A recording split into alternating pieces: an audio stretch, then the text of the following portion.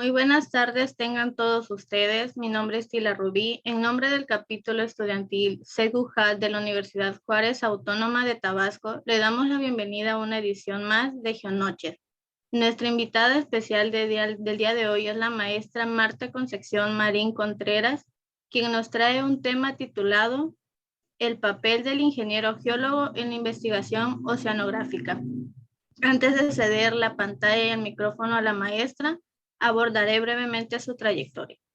Y es que la maestra Marta Concepción es ingeniero geólogo egresada del Instituto Tecnológico de Ciudad Madero y una maestría en el posgrado de manejo integral de las zonas costeras por la Universidad Autónoma de Tamaulipas.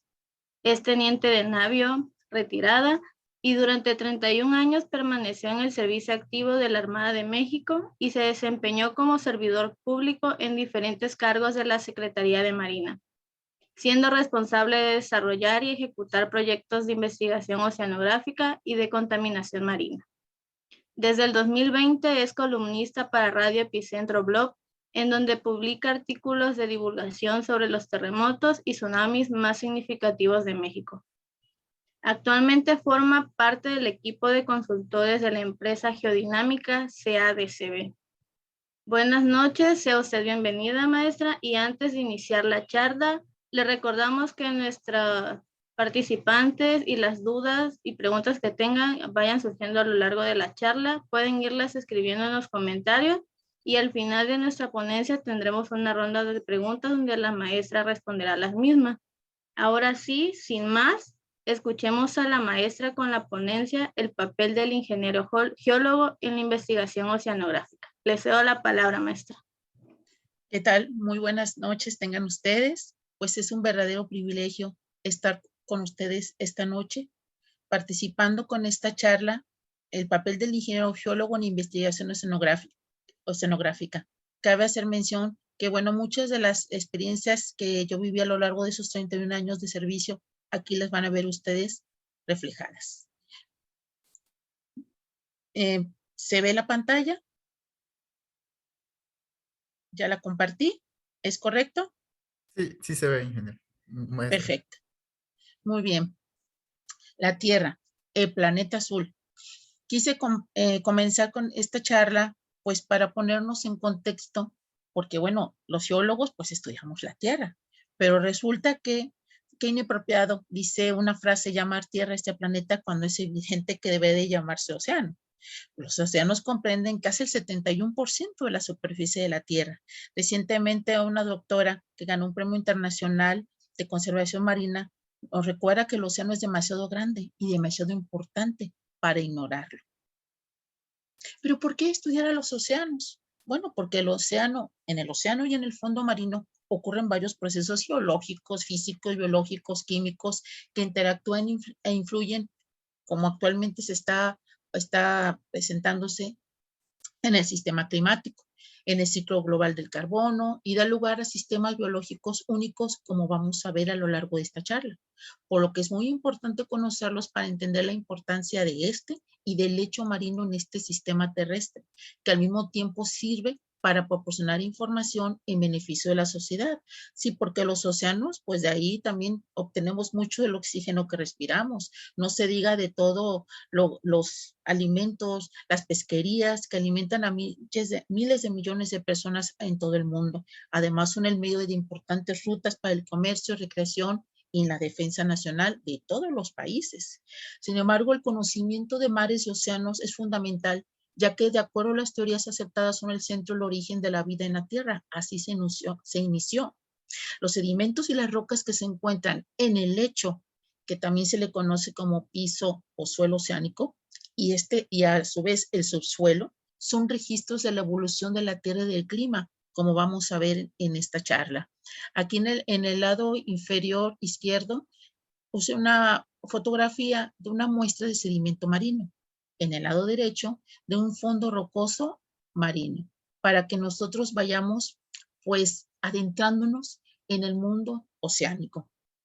También cabe señalar que actualmente de entre la década de 2020, pero a partir ya del 2021, empezó a correr hacia el 2030 el decenio de las ciencias oceánicas para el desarrollo sostenible, promulgado por la UNESCO, que es la División Científica y Cultural de la ONU, que a su vez junto con la Comisión Oceanográfica Intergubernamental proclamó para que aquí, reconociendo todo lo que le he comentado sobre el océano como impulsor crítico del clima global, ya desde 2017 en una reunión en la ONU se declaró así a este decenio. Pretende garantizar que las ciencias oceánicas puedan ayudar a los países a cumplir con los 17 objetivos de la Agenda 2030 para el Desarrollo Sostenible. Por ejemplo, el número 14, vida submarina, es el que más se aplica en el ámbito de las, por ejemplo, de nosotros, los dedicados a las ciencias de la Tierra. Se busca, entre otras diferentes objetivos, tener un océano saludable. Saludable, bueno, a que evitar la contaminación de todas las formas que impactan el medio ambiente marino y en el que también se cartografíen y se protejan los ecosistemas marinos. Un océano transparente con acceso a datos abiertos e información, tecnologías entre todos los países. Al final, la misión de este decenio es para tener soluciones transformadoras de estas ciencias oceánicas para el desarrollo sostenible, conectando a las personas con nuestro océano. Sí, porque a lo mejor alguien puede decir, yo vivo en el DF o en San Luis Potosí y soy geólogo, ¿yo qué tengo que ver con los océanos? Todo forma parte de este ciclo global de la interacción de los ecosistemas. Como vamos a ver, la oceanografía es el conjunto de varias ciencias orientadas hacia el estudio de los océanos. Las ciencias oceánicas incluyen todas las disciplinas de investigación relacionadas con el océano. Como vemos en la imagen, puede haber un biólogo, puede haber un químico, puede haber un físico, puede haber un geólogo, que al final vemos las subdivisiones de la oceanografía, desde la bioquímica, biofísica, la geofísica, la geoquímica, que nos pueda aportar mucha de la información que necesitamos en la investigación oceanográfica, que al final es un ejercicio complejo definido por las necesidades científicas de estas distintas disciplinas que le he mencionado. Obviamente resaltado la geología, la geofísica, sí, porque podemos hablar de corrientes, de mareas, que ya involucra a la física, a la biología de los organismos marinos, de la química, los nutrientes, la ingeniería oceánica, por ejemplo, cuando se tienen que construir escolleras, muelles y ciencias atmosféricas tan importantes ahora en esta época de la crisis climática. Cada una de estas ramas tiene sus propios objetivos. Sin embargo, se busca que en una misma campaña de investigación, que les voy a demostrar cuáles son los diferentes tipos de campañas de investigación oceanográfica, se realicen actividades conjuntas de disciplinas diferentes en busca de resolver, obviamente, problemas comunes de distintos enfoques. Sí, porque a lo mejor puede ser el enfoque empresarial, por supuesto, o uno de investigación que nos diga cómo prevenir los efectos de los derrames de hidrocarburos. Entonces se necesita realizar investigaciones multidisciplinarias. Entonces, la investigación oceanográfica se relaciona con importantes aspectos sociales, incluidos el papel de los océanos en el cambio climático, como les he comentado, los ecosistemas, por ejemplo, los manglares, las marismas, las lagunas, los arrecifes, las playas y su sostenibilidad.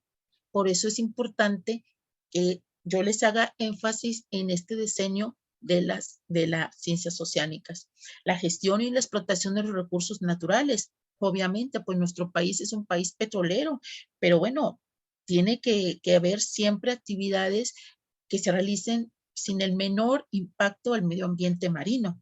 La mitigación y prevención de los peligros naturales, pues sí, no queremos tantos huracanes, pero bueno, pues son parte de la naturaleza del planeta. Y no se diga la seguridad marítima. A nadie le conviene, pues en las rutas de navegación, tener un percance por no tener cartas de navegación actualizadas.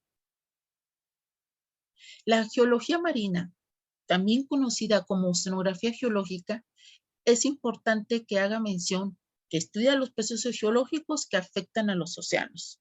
pero también una definición de un libro que con mucho gusto, si alguien se interesa, les puedo compartir, se encarga de la naturaleza y del desarrollo, pues, de las cuencas oceánicas y los cambios que han sufrido desde que se formó nuestro planeta. Como les comento, la geología marina también se le conoce como la oceanografía geológica. Nosotros, los geólogos, por ejemplo, o quizás el oceanólogo geólogo, que esa carrera, por ejemplo, se estudia allá en la Universidad Autónoma de Baja California Sur, pues pueden dedicarse a estudiar los procesos costeros. Y si, aunque yo sea un ingeniero geólogo con orientación a la búsqueda de petróleo o un geofísico, bueno, puedo recibir, por supuesto, capacitación para estudiar la geomorfología dinámica de los cuerpos costeros, como las lagunas. Recientemente me pidieron información sobre la laguna de Términos. Yo estoy en Tamaulipas, pero bueno, afortunadamente, con mi experiencia y con la información bibliográfica reciente, científica que se ha generado, bueno, puedo dar una opinión sobre alguna problemática o alguna información actualizada que se presente en una playa, como les comento, en un estuario, la desembocadura de un río, pero también algunos geólogos nos vamos a dedicar a la sedimentología marina, que aquí ahora sí, en esta división, estudia el transporte y depósito de sedimentos, principalmente la erosión y acreción de las playas y cuerpos costeros. ¿Cuántas veces no hemos escuchado en las noticias o quizás visto en internet o en los periódicos que después del paso del huracán, recuerdo el Vilma, la erosión en las playas de Cancún fue tan intensa que ya no había playa? Entonces, bueno, todos esos procesos, todas esas problemáticas hay que conocerlas y resolverlas. Entonces, por eso es importante realizar campañas de investigación, pues para dar una opinión de cómo solucionar esa problemática. Por algo somos ingenieros y lo tenemos que resolver. Cuerpos costeros, pues como les comento, no puede ser cuando también hay problemas de erosión en los puertos. Los primeros descubrimientos, expediciones. Bueno, pues les comento que aquí el nacimiento de la oceanografía, pues ya inicia ya entre los años de 1872, 1876, cuando el buque HMS Challenger, que fue la primera embarcación, ahora sí exclusiva en realizar geología marina, claro, entre otras colectas de muestras de biología, por ejemplo, con la colecta de estas muestras de fondo y sentaría precedentes y las bases de las investigaciones oceanográficas realizadas hasta el día de hoy. Sí, porque campañas de oceanografía, así como tan largas que hubo en esa ocasión, que fueron más de 1000 días navegando y cuántas millas náuticas cubiertas, 68,000, pues muchos de esos instrumentos todavía algunos se siguen utilizando, claro, más actualizados, como podemos ver en el gráfico del lado derecho, botellas de muestreo, aquí en también puede ser la que parece así como que trae unas barbitas, bueno, es una draga, que esa era pelo de caballo, pues ahora se llevan cadenas, como vamos a conocer en esta charla. Pero bueno, aquí lo importante es reconocer esos avances en la oceanografía, porque pues también hubo intereses militares. Aquí mi colega, el teniente de navío Mateo Fontaine Maury, es considerado como el padre de la oceanografía moderna. Ahí, por ejemplo, en esos años de 1866 nace la Oficina Hidrográfica de la Marina de los Estados Unidos y él publica la primera carta batimétrica del Atlántico. Claro, por supuesto, ya desde los viajes del Challenger se utilizaban sondalesas que eran como una especie de plomada que con un lazo, un cabo, pues ya marcado, te iban a ir definiendo las famosas brazas que pues hagan de cuenta que se tenían los brazos, eso significaba una braza y era más o menos 1.86 metros. Entonces, pues ahora sí que se fue ahí avanzando en la constitución de las pues, primeras cartas, pues ahora sí relevantes para los militares, porque también muchos de los pioneros de la geología marina y también de la geofísica marina, por supuesto, pero eso fue poco a poco, después ya de los años 50, pues dieron muchos equipos, instrumentos que fueron realizándose la investigación de los fondos marinos.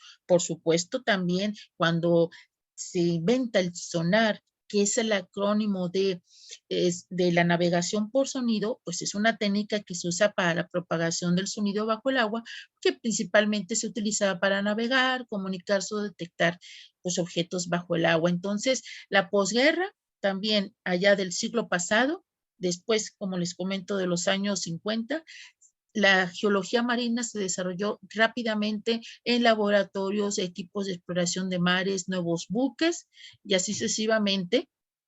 Y aquí puedo también muy orgullosa de hablar la creación de este fabuloso, inolvidable mapa del piso marino, creación de Maury Tarp, la compañera geóloga que dio luz y color al fondo oceánico, que pues ella, una cartógrafa, oceanográfica y geóloga estadounidense, junto con Bruce Heisen, que aparecen aquí en la imagen del lado izquierdo, creó el primer mapa científico de todo el suelo oceánico. Leí que ella, pues, por aquellos años era como de mala suerte que una mujer se hubiera a bordo de los buques. Afortunadamente, que bueno que eso con el tiempo se fue cayendo en desuso, porque si no, pues muchas mujeres no hubiéramos tenido la gran oportunidad de navegar y de realizar investigación oceanográfica.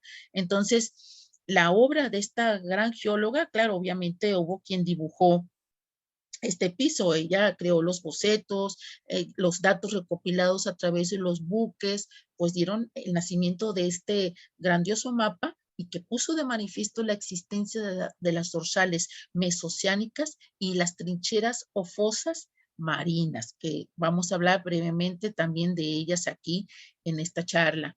Pero fíjense que todo esto del pasado, pues bueno, ya llega el presente y pues hay proyectos de investigación muy importantes a nivel mundial, como un proyecto de una fundación japonesa de JETCO, que es la Carta Batimétrica General de los Océanos, una iniciativa impulsada nuevamente por la UNESCO, la Comisión Hidrográfica Internacional y la Comisión Intergubernamental Oceanográfica, auspiciada por la ONU. Significa que ellos ponen pues los recursos, porque todo esto que les platico es bastante caro.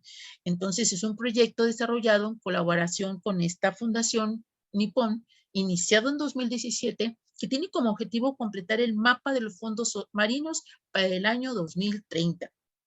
Y pues bueno, aquí vemos en este mapa del lado inferior derecho de que pues hay zonas de que todavía faltan por ser sondeadas, es decir, que lleguen los barcos de investigación y que realicen la batimetría del fondo marino. Entonces, pero también se ha validado con mucha de la información que han suministrado diferentes gobiernos, empresas e instituciones.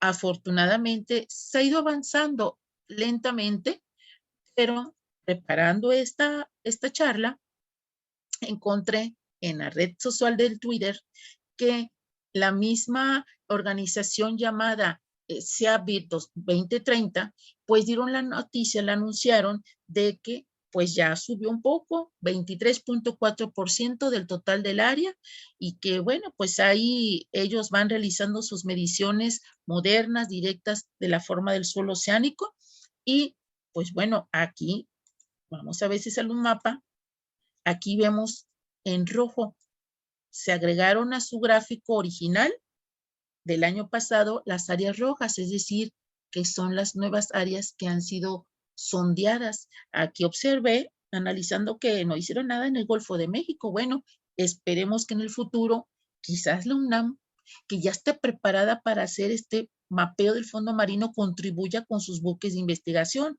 Claro, tienen, como vamos a ver más adelante, dos barcos, uno en el Pacífico, el Puma y el Justo Sierra, acá en el lado del Golfo de México, en Tuxpan en específico. Entonces, ellos también realizan sus expediciones y esperemos que también ellos aporten al proyecto que busca mapear el fondo marino de todos los océanos para ese año. No quiero meterme mucho en los levantamientos batimétricos, pero bueno, es parte de quienes trabajamos en la investigación oceanográfica, bueno, tengamos conocimiento de que con el apoyo de buques, y digo no hablo mucho porque ayer tienen la charla grabada de la ingeniera Alejandra, que está trabajando en una compañía muy afortunada, que bueno que se está involucrando en este tipo de actividades, que bueno, aquí vemos el beneficio que puede tener en muchos aspectos. Conocer la profundidad y el relieve del fondo marino es esencial para comprender la ubicación de las fallas oceánicas. Claro, ya le trabajaba una compañía, le trabaja, que pues si va a hacer alguna obra, una actividad o la instalación de una plataforma petrolera, pues es importante que conozca el relieve del fondo marino, el funcionamiento de las corrientes oceánicas, bueno, cómo se mueven, porque también hay corrientes profundas, superficiales, intermedias, profundas. Ahí es cuando entra la oceanografía física. Las mareas, también me acaban de preguntar esa información, que si conocía el dato de la marea máxima que se ha obtenido en la laguna de Términos. ¿Qué hice? Bueno, consultar la información publicada por la Secretaría de Marina sobre todas las mareas de nuestro país, tanto del Pacífico, Golfo de México, como el Caribe. Y no se diga el transporte del sedimento, también es muy importante porque no nos podemos dar el lujo de que pues la actividad sedimentaria vaya pues a provocar alguna alteración en nuestros resultados, y toda la información es relevante de tenerla actualizada, como esta imagen de la batimetría del Golfo de México que fue publicada por CICESE. Ya saben ustedes que allá, si ustedes quieren estudiar una maestría, posteriormente un doctorado, claro, hay esta parte que ellos dominan, que estudian, y que no importa que estén en el Pacífico, bueno, hay un consorcio de universidades que se reunieron a través de un proyecto de investigación muy, muy ambicioso, muy grande, que era para, pues precisamente tener una línea base ambiental previo a un posible derrame de hidrocarburos. Ya ocurrió en 2010 allá en Estados Unidos y tuvimos el riesgo de que nos llegara a nuestras costas. Esa es parte de una charla que yo doy, pues espero algún día volvérselas a compartir, porque me tocó vivir esa emergencia, aunque como les comento, referencias dicen sí llegó algo del derrame, otros dicen que no, que fue muy complicado, y sí, yo pues viví todas esos momentos en que había que estar dándole el seguimiento a ese derrame petrolero, pero pues se hizo la batimetría porque es importante tener el conocimiento de dónde estamos ubicados y cómo está nuestro fondo marino. También la publicación está disponible en internet. Ahí les dejé el enlace. El relieve submarino del Golfo de México. Dije, bueno, también tengo que pues comentarle, porque parte de nosotros los geólogos que estamos estudiando la geología marina, tenemos que tener conocimiento de cómo se encuentra el relieve submarino de nuestra área de trabajo. Si ahorita yo estuve en el Golfo de México, bueno, hasta dónde llega mi plataforma continental, el talud continental montañoso, el pie del continente, la cuenca de Sigsbee, que si me regreso a la imagen anterior, esta más oscura, de mayor profundidad, que si no mal recuerdo, la fosa de Sigsbee anda por ahí de unos 4,500, 5,000 metros de profundidad. Esta es, a ver si con el cursor se ve, donde dice batimetría del Golfo de México, aquí está. Esta es la plataforma continental, ¿se fijan? Entonces, todo este conocimiento es importante porque también el conocer hasta dónde llega la zona económica exclusiva de México, esta información es relevante también para nuestro país, porque todo lo que esté ahí comprendido, la zona económica exclusiva le pertenece a nuestro país.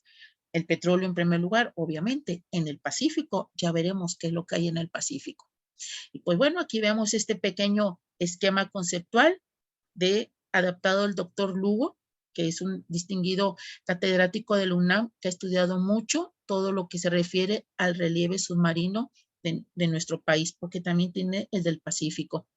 La clasificación de sedimentos por la ubicación del depósito, también lo mismo. Si vamos a andar nosotros trabajando como geólogos o geofísicos, bueno, debemos de conocer nuestra área de estudio, conocer qué tipo de sedimento puedo tener, ya sea sedimentos litorales que estén pues en la línea de costa, sedimentos de la plataforma continental, que esa es la prolongación del continente bajo el nivel del mar. Aquí nos dice que llega a nuestra profundidad de 180 metros, pero la referencia legal nos dice que son los 200 metros de profundidad. Ahí, hasta ahí donde tú encuentres esa profundidad, se considera la plataforma continental. Más ancha, más angosta, pero la profundidad sí es muy importante considerar. Los sedimentos batiales o de talud continental, también lo mismo. Si queremos conocerlos, tenemos que ir a campo, al mar, a caracterizarlos. Y los sedimentos profundos. Eso es lo que vamos a encontrar. Y bueno, si hay mapas globales, distribución de sedimentos marinos. Aquí nos dice en color rosa si son sedimentos terrígenos, derivado del latín del terreno. Terrígeno son todos los materiales procedentes del continente. En amarillo, las arcillas. En un color más verde son unos sedimentos de mar profundo que son silicios, le dicen ous, pero también hay carbonatados en azul. Y entonces aquí la referencia que puse es de un libro de geología física, pero aquí pues me ayudó para decirle cómo está esta distribución de los tipos de sedimentos en el fondo marino. Y pues también Tarbuck es un libro que les voy a recomendar muchísimo, que es el de Ciencias de la Tierra, el capítulo 20 en específico. Ahí van a encontrar todo lo relacionado con este tema. Si les gustó, pues ahora sí que se los recomiendo. Pero en general, estimado público, la geología y geofísica apuntan hacia el océano en todos los países, sea Chile, sea el Perú. De hecho, tienen unos buques de investigación oceanográfica bastante modernos. No se diga el mejor, que es el BAC Carrasco, ese buque de investigación que pues hasta la Antártida está haciendo investigación. Aquí pues vemos también todos los equipamientos que pueden tener. Claro, a lo mejor tienen el apoyo de otras instituciones y a lo mejor le prestan un vehículo submarino que pues ahora sí que en calidad de a veces te dicen te lo presto, pero pásame la información. Si, por supuesto, tienes una draga que es de otro instituto y el barco, quién va a manejar ahí la información de la batimetría, si el científico junto con algún electrónico. Como les comento, es un trabajo multidisciplinario. ¿Quién va a manejar el nucleador de gravedad? También lo mismo, tanto el marinero como el comandante del barco que me tiene que llevar al punto de esa colecta de las muestras, todo es parte de un equipo de trabajo para llevar con éxito a la misión que nos hayan encomendado. Pero también el mar de Cortés profundo, CICESE ha incursionado en estas profundidades. Eso es importante que les comente porque pues muchas veces uno desconoce de otras instituciones que realizan este tipo de campañas de investigación, sí, porque pues la península de Baja California también tiene pues maravillas que estudiar de fallas geológicas, de ventilas hidrotermales, pero pues ¿cómo vamos a realizar esta investigación? Pues para realizarlos es necesario conocer la parte sólida de la corteza terrestre cubierta por el agua de mar. Así que hoy me dijeron, tú estudiabas la tierra, allá lo terrestre, pero ahora al mar quítale la columna de agua y todo lo que se encuentra en el fondo es lo que tú vas a estudiar. Pero para esto se han diseñado metodologías y equipos que nos permiten obtener muestras de esta corteza desde diferentes plataformas oceanográficas, porque con el tiempo a esos buques de investigación, así se les denominó, plataformas oceanográficas. Y hay desde los buques de perforación científica profunda, como este del lado izquierdo superior, el buque de investigación JOIDES Resolution, realiza perforaciones del fondo marino para un programa internacional que obtienen núcleos de largo, ahora sí, de gran tamaño para diversos estudios a nivel mundial. De hecho, tienen casi en todos los países, tienen este tipo de información y las controlan ellos. Quien quiere tener la información, obviamente hay convenios, porque creo que alguna información de esos núcleos sí las venden allá en los Estados Unidos. Nuestro estimado y querido buque, nunca he navegado en él, pero pues lo conozco de todo lo que he leído o visto los videos, buque oceanográfico El Puma. También obviamente les comentaba los buques científicos argentinos para desarrollar tareas geológicas, geofísicas y oceanográficas. Arriba es un buque llamado el Puerto Deseado, abajo el buque Austral.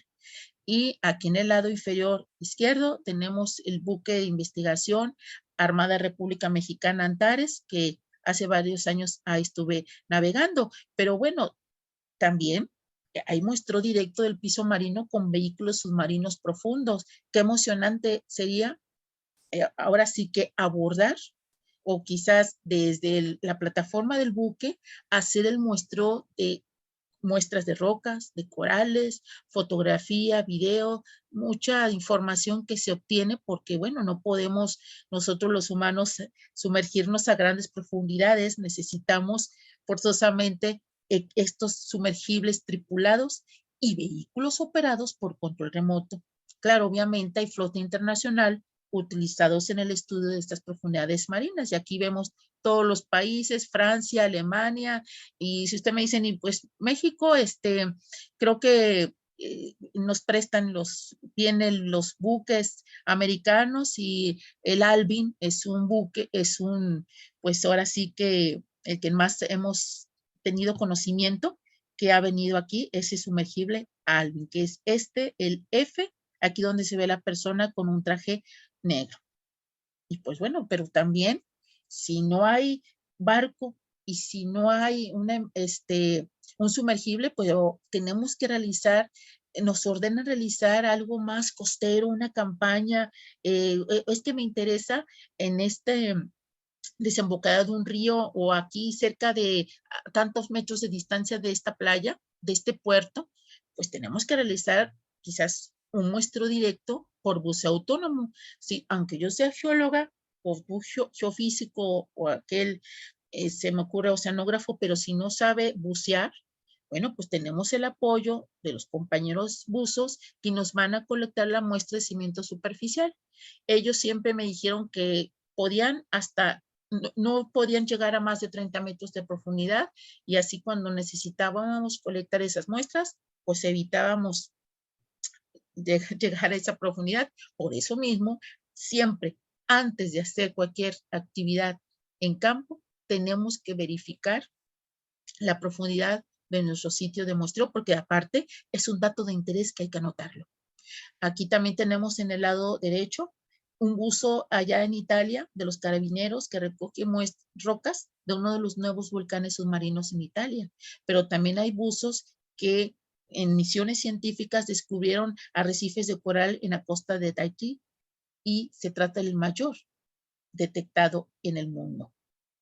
Pero también vamos a realizar levantamientos costeros. Fíjense que el estudio de las playas tiene pues pues ahora sí algo muy interesante porque ya ves la playa desde un diferente aspecto. En todo el mundo son similares, pero difieren en algunos detalles particulares. Tienen ciertas formas características comunes que permiten la aplicación de una terminología general según su perfil. Y esto del estudio de las playas también tuvo mucho que ver los desembarcos anfibios durante la Segunda Guerra Mundial, que también ahí se tenía que dar a conocer cómo estaban las playas, pues para hacer esas prácticas y de hecho todavía en la actualidad se siguen efectuando desembarcos anfibios, entonces es importante caracterizarla desde su pendiente y no se diga el tipo de sedimento. Por eso, conociendo nuestro perfil de playa, podemos ir como geólogos y como les comento, puede ser geociencias, puede ser un geofísico, se le capacita, se le prepara para realizar el muestreo directo de sedimentos costeros. Aquí tiene una foto histórica de su servidora colectando muestras en un frente de playa. Aquí unos compañeros, unos residentes de geociencias, colectando allá en la isla de Lobos, todos aquí en la zona de Rompiente, la cara de playa, aquí su servidora en la zona de Berma y pues siempre va a haber de preferencia que se trabaje en equipo. Nunca ir solos porque, o sea, aparte por la seguridad y porque alguien tiene que tomar las fotografías y alguien tiene que anotar todo lo que en campo sea relevante de conocer. Por ejemplo, en los perfiles de playa, que pueden decir es como una topografía, pero realizada en la playa y hasta donde permita en su momento la profundidad y el oleaje, las condiciones de realizar ese perfil de playa, que posteriormente esos datos que fueron anotados en una libreta, después de haber visualizado a través de un teodolito, el estadal, pues ya puedes hacer con el software que tengas, en este caso el Surfer, perfiles de playa. Por ejemplo, aquí puse este ejemplo de la tesis de mis residentes que los apoyamos. Ahí ellos pidieron los datos a la Secretaría de Marina y se les autorizó, y pues ahí en los perfiles de playa pudimos ver cómo se comporta a lo largo de diversas épocas del año, porque en este ámbito de la oceanografía, que algunos le dicen costera, pues podemos decir cómo se comportan las diversas épocas del año, durante la temporada de calma o primavera, o de tormentas o invierno. Entonces, como les comento, es importante porque si se va a realizar, por ejemplo, alguna actividad o en base a tu estudio de investigación, pues es como vas a realizar tanto el número de perfiles como las campañas oceanográficas que sean necesarias para unir esa información. Y así tú vas a dirigirte a tu punto de muestreo, a tu estación oceanográfica, que así se denominan los puntos rojos que aquí vemos desplegados en el Golfo de California. Esas se llaman estaciones oceanográficas. Entonces, de acuerdo al proyecto de investigación, ahí vamos a colectar las muestras de roca, las muestras de agua, todo lo que en el plan de crucero esté anotado, estipulado, o a lo mejor surge algo extraordinario que se haya encontrado, hay que irlo a verificar. Y entonces, bueno, pues aquí, como les comento, los buques siguen y seguirán siendo la principal herramienta para realizar investigaciones oceanográficas, tanto mediante las observaciones directas como con el despliegue y recuperación de sensores, anclaje y vehículos autónomos, como hemos visto. Y aquí lo anoté porque, por ejemplo, aquí ellos refieren que durante la búsqueda de muestras de roca, el sumergible Jason transmitía video continuo desde 3 cámaras y tomaba fotografías a lo largo de su recorrido de un fascinante mundo inexplorado, el fondo marino del mar de Cortés. Entonces, todo esto se convirtió en un libro que también ahí tengo el enlace, también por si les interesa. Pero, pues, ¿cómo ellos obtienen o en otras campañas, qué tipo de instrumentos han utilizado? Bueno, ya desde la década de los 40 se inventó, gracias al profesor Borge Kulenberg, el nucleador de pistón que lleva su nombre. Casi todos los equipos llevan un nombre relacionado con el inventor del mismo. Por ejemplo, en este equipo colecta sedimentos subsuperficiales, y aquí vamos a ver cómo este instrumento va a correr un video que no tiene, digamos, audio, que me va a, digamos, ejemplificar cómo penetra, cae el equipo al fondo marino y cómo va a colectar el sedimento a través de un núcleo.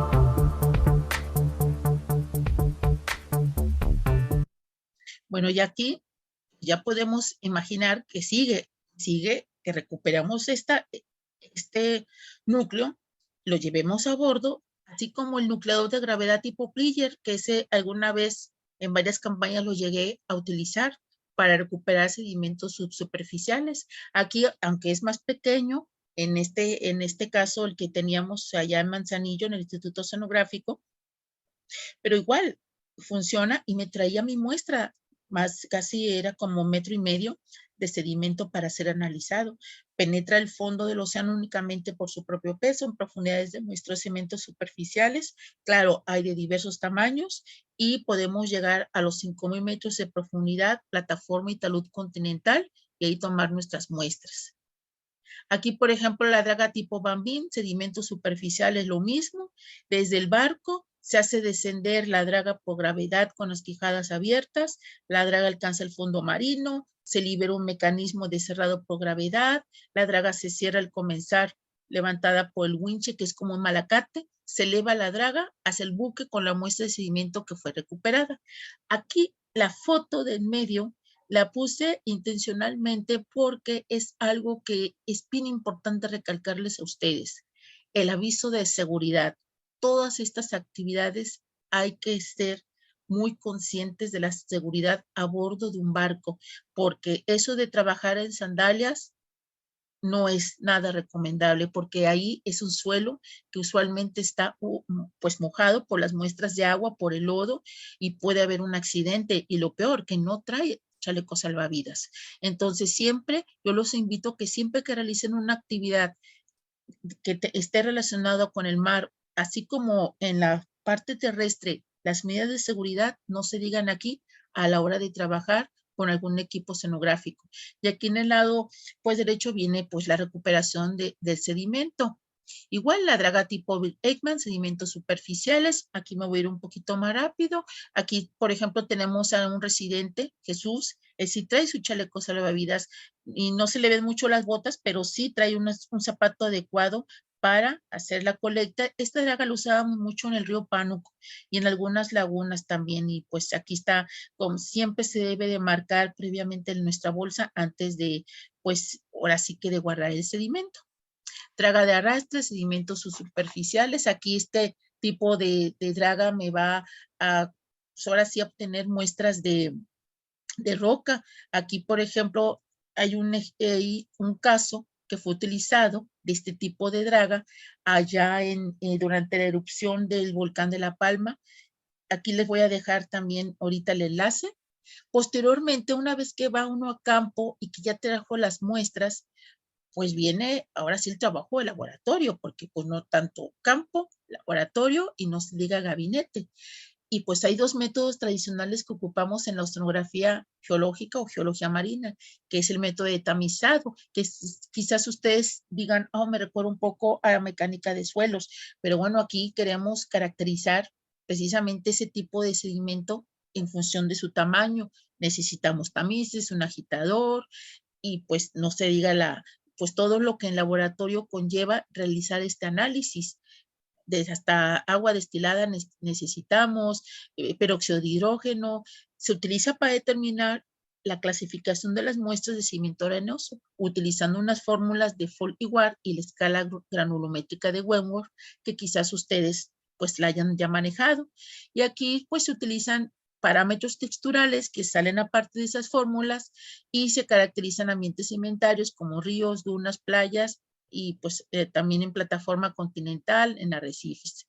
Hay otra técnica, el método de la pipeta, clasificación textural de los sedimentos, utilizando el denominado diagrama ternario de Shepard del año 54, pero todavía vigente, estimado público.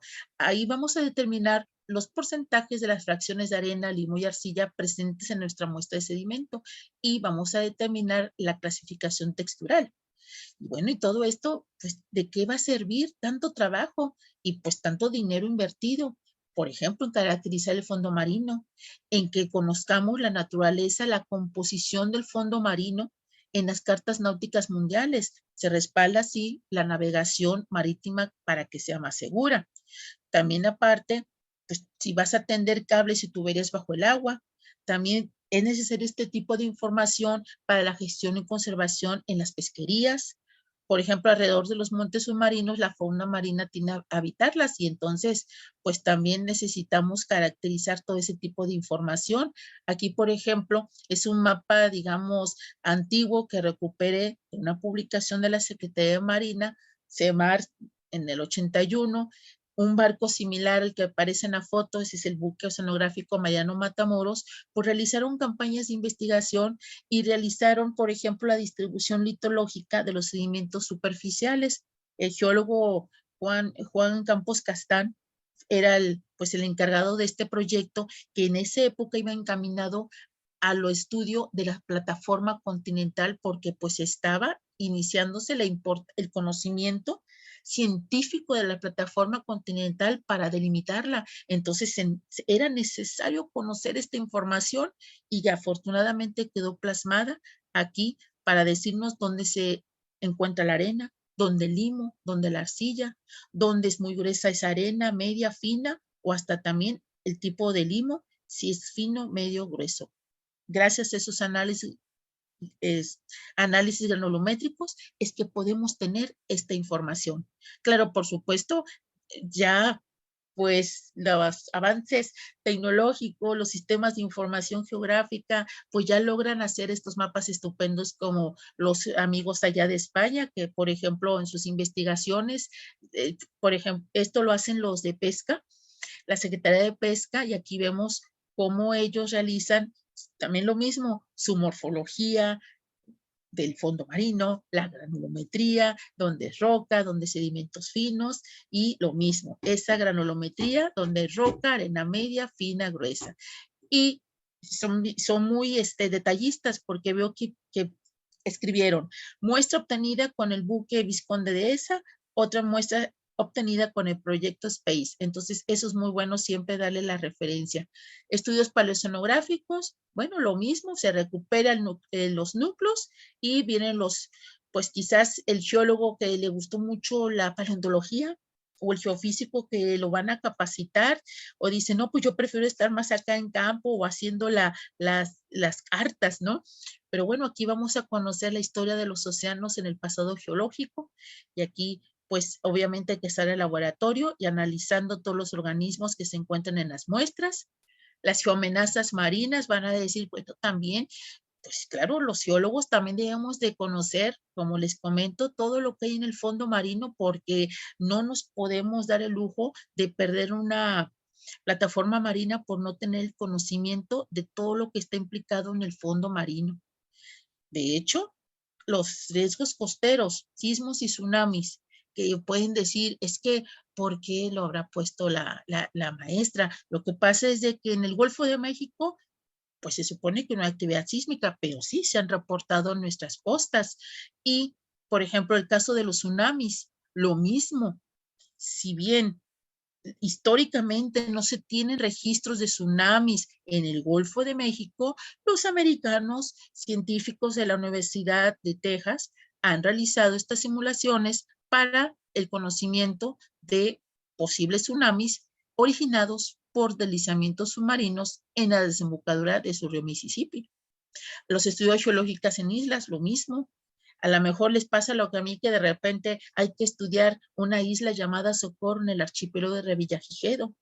Pues, ¿por qué? Pues había que evaluar el riesgo volcánico. Qué bueno que mañana nuestra estimada colega Ariadna va a darles una charla sobre el riesgo sísmico. Yo lo tuve que aprender porque ahí involucraba el proteger a los compañeros del sector naval de la isla Socorro, quienes desde el año 1957 se custodia esa isla porque amplía la zona económica exclusiva de nuestro país. Y como vamos a ver ya ahorita en la recta final de esta charla, todo lo que hay en sus inmediaciones de ahora sí la riqueza submarina en la cuestión de la minería. Y la isla de Lobos, que pues ya vimos, tomamos nuestras muestras porque tiene un problema de erosión costera esta isla y pues nos encargaron realizar un estudio y pues había también que tener conocimiento sobre la geología de una isla de origen arrecifal. Y también, pues, porque pongo, oye, ahora estás poniendo Puerto Rico, me tocó ir a esa isla porque ya han tenido tsunamis, que pues después de un terremoto muy importante en 1918, pues le mató por ahí de 2,000 personas. En la República Dominicana también mañana se cumplen casi por ahí de un poco más de 50 años de que ocurrió también un sismo importante y que también generó un tsunami. Entonces, como ven, no hay que pasar desapercibido las islas, hay que analizar los procesos geológicos marinos para evaluar sus riesgos potenciales. Y aquí ya me voy más rápido porque pues creo que hablé mucho, pero con el gusto, por supuesto, de compartir mis experiencias, estimado público.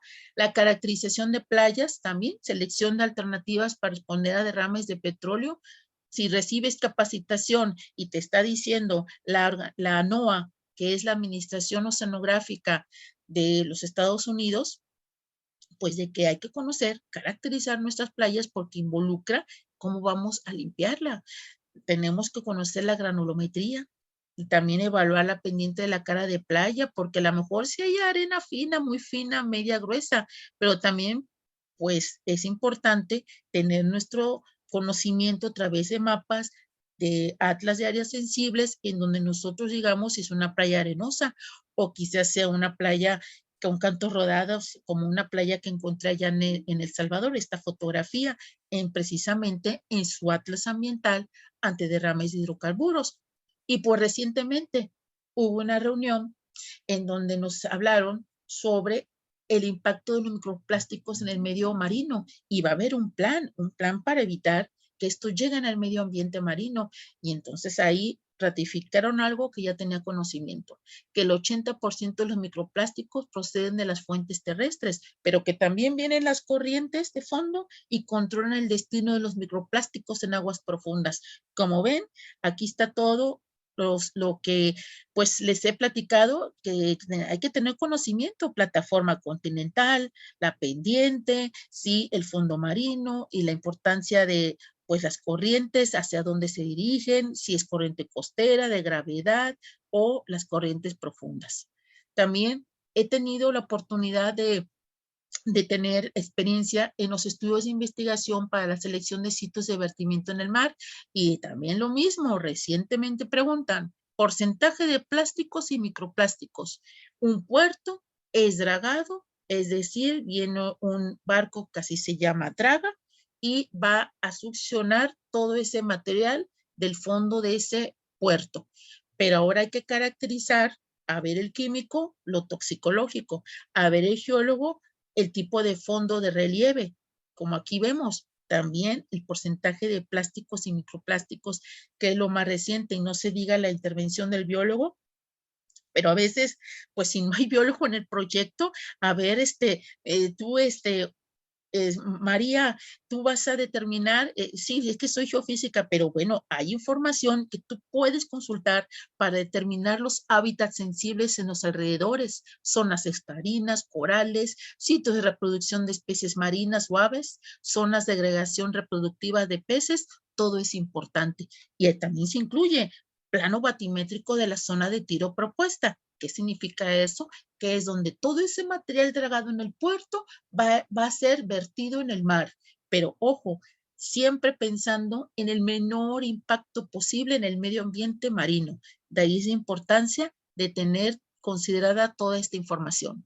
Ya vamos a terminar, ya voy a platicarles lo último, los estudios de investigación del mar profundo. Pues esa región va de los 200 metros hacia abajo, como encontré en una página de portal de la UNAM, pero incluye regiones como el talud continental, ya lo hemos visto, la planicie abisal y las grandes trincheras, que por ejemplo se me ocurre la trinchera, la más profunda, la fosa de las Marianas, pero también ahí se incluyen los montes marinos y ventilas hidrotermales, que como sabemos, bueno, zonas donde fluye agua geotermalmente caliente a temperaturas que alcanzan los 400 grados. Aquí hay un videíto que también se lo voy a dejar para compartir porque pues ya el tiempo nos gana. Los nódulos polimetálicos, que es la riqueza mineral que se encuentra pues en el fondo marino, nada más que estas concreciones formadas por capas concéntricas de hidróxido de hierro, manganeso alrededor de un núcleo, se ubican en estas cuencas oceánicas profundas porque existieron las condiciones necesarias para su crecimiento. Tiene una composición de óxido de ferro manganeso, níquel, cobre, cobalto y otros metales. Son un recurso importante de minerales para el futuro.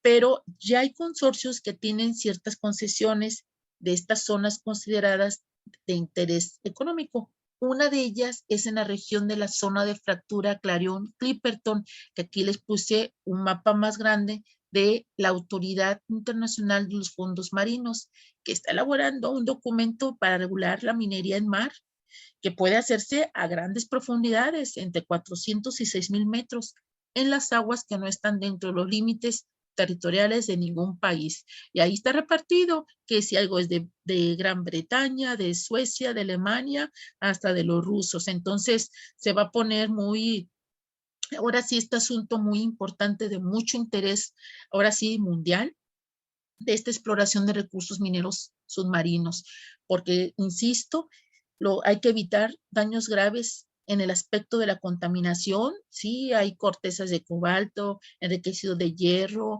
mucho de estos sulfuros polimetálicos se encuentran en las ventilas hidrotermales, pero ahora sí que todas estas actividades que a futuro puedan desarrollarse, se trata de evitar los daños en el medio ambiente marino, no siga a la fauna marina. Y pues, estimado público, yo les agradezco mucho su atención. Muchísimas gracias por esta invitación. Ha sido un gusto, un honor compartir con ustedes. Y si tienen alguna, pues, pregunta, quedo a sus órdenes. Gracias.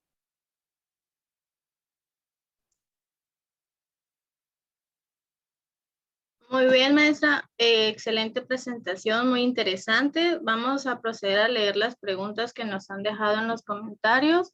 Y la primera es de Lori, que dice, entonces, ¿la mecánica de suelo se puede considerar como algo esencial en este contexto? Fíjate que sí, te voy a comentar porque en mi experiencia, cuando yo revisaba la información, por ejemplo, si ahí en el puerto de Tuxpan, puerto de Coatzacoalcos, se iba a instalar un nuevo muelle, se iba a construir ese nuevo muelle, era necesario que se presentara un estudio de mecánica de suelos. Entonces, sí, es importante. No se diga para la instalación, pues, de una plataforma, también es importante. O ahora que si pretenden instalar en el mar los aerogeneradores, ya ven, pues para ahora sí aprovechar la energía eólica y generar energía eléctrica, pues también es importante. Hay muchos estudios que requieren la información de un estudio de mecánica de suelos. Sí, es muy importante en este ámbito de, pues, de la investigación oceanográfica. Siempre va aplicado más hacia los muelles, hacia ese tipo de obras, que también es un área que se llama la ingeniería marítima portuaria. De hecho, aquí tengo un libro.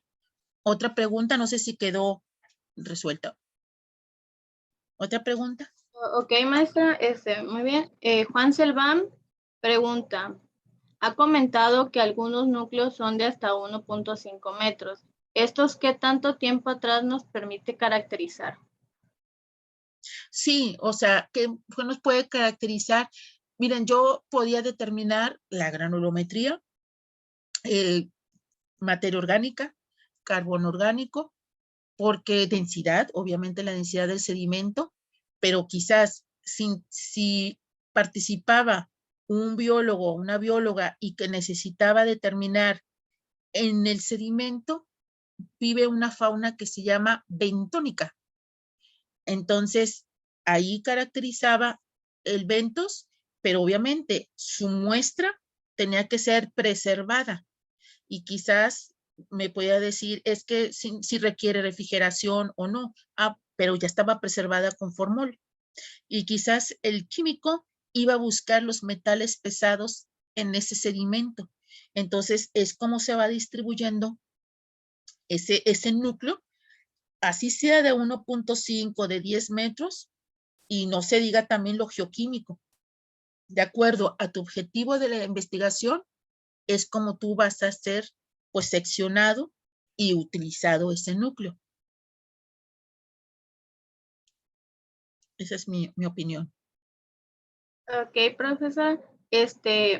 José Quiñones pregunta, ¿los procesos y materiales con los que se analizan los núcleos marinos son iguales que con los núcleos recuperados en tierra o hay variaciones en los métodos de análisis?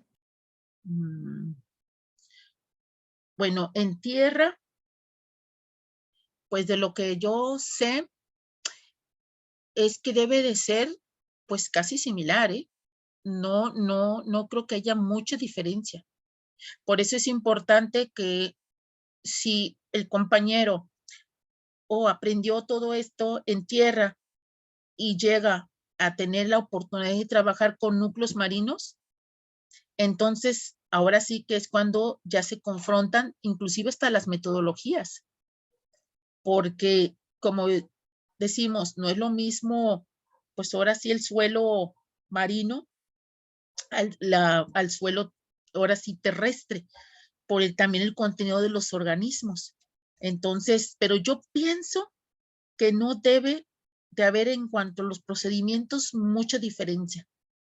Claro, si en la granulometría, ahora sí espero yo más materia orgánica en el suelo terrestre que en el marino. Entonces debo de considerar eso a la hora de hacer su análisis. Eso sí, pensando en el laboratorio. Materia orgánica tan solo se va a llevar mucho reactivo. Sí, pero está muy buena esa pregunta. También todas, ¿no? Pero está muy bien esa pregunta. ¿Alguna otra? Sí, Rodrigo Pérez pregunta, en la oceanografía resulta de vital importancia conocer el subsuelo y los sedimentos que podemos encontrar en determinada área de estudio, en el fondo marino, pero más allá del tamizado de los sedimentos. ¿Se puede obtener información del pasado de la zona en el estudio y qué tipo de información? Ah, sí, ¿cómo no? Precisamente el que se vaya a dedicar a hacer la paleontología, entonces va a encontrar en ese núcleo, por ejemplo, se me ocurre, 1000 metros de profundidad, a lo que me refiero es la columna de agua, penetró el núcleo y sacamos nuestro núcleo de los metros que quieran. Entonces, pues ahora sí que de acuerdo al sitio de interés, pues ahí va a encontrar hasta variaciones climáticas. En algunos núcleos se han encontrado hasta cenizas volcánicas y dicen, oh, aquí está la erupción, por ejemplo, allá en Grecia, del volcán Santorín, porque tomaron esa muestra y la dataron. Es decir, le hicieron los estudios de geocronología y entonces determinaron si concuerda con la erupción. Es el caso del impacto del meteorito en Chicxulub, que también perforaron. Lástima que yo no fui a esa investigación, fue otro colega, y estuvieron perforando y analizaron los núcleos y allí encontraron el material que le dicen el material de origen extraterrestre, las condritas. Y lo mismo, le hacen su estudio de geocronología y dijeron, sí, corresponde hace 66 millones de años. Súper interesante esa investigación. Muy interesante. Espero que la haya resuelto, pero le digo, es el gusto que uno le encuentre. Por ejemplo, sí me gustaba a mí paleontología, pero pues sí, hay que dedicarse, hay que estudiar hacia esa ciencia, hacia esa rama, porque pues solamente pienso que en una maestría, en un doctorado, es cuando uno ya se va todavía actualizando más. ¿Alguna otra pregunta? ¿Es todo, profesora? Ay, pues me da mucho gusto y espero que haya anotado que les gustó esta charla, que les haya gustado. Sí, profesora, muy buena plática, muy interesante. Y ahora, Mesa Marta, por parte de nuestro capítulo estudiantil, agradecemos su valiosa participación y le vamos a hacer entrega del reconocimiento por habernos brindado su tiempo y el conocimiento al impartirnos este tema. Se le hará llegar en unos días.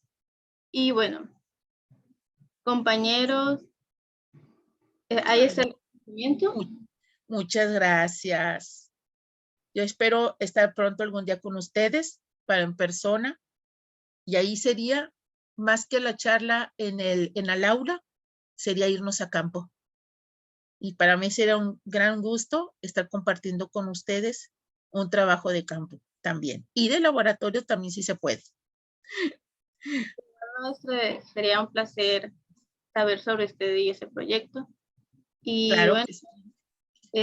Compañeros, profesores y público en general que nos escucha, les agradecemos su presencia en esta charla del día de hoy. Esperemos que les haya gustado. Si fue así o si aprendieron algo nuevo, pónganlo en los comentarios que los estaremos leyendo. E igual recordarles que esta charla, así como la de ayer, las encontrarán en nuestro canal de YouTube, donde nos pueden encontrar como Seguhat y los enlaces están en la descripción. Recuerden, igual mañana estaremos presentando a la misma hora la charla Riesgo Volcánico por la ingeniera Adriana Hernández Oscoy. Consulten nuestra cartelera de Geonoches para informarse sobre el resto de la semana. Y bueno, antes de despedirnos, no olviden seguirnos en nuestra página de Facebook, así como las demás redes sociales que aparecen en pantalla. Y esto ha sido todo por hoy. Nos vemos mañana a las 7 p.m. hora México. Muchas gracias por asistir y muchas gracias, profesora. Con todo gusto. Quedamos pendientes. Encantada.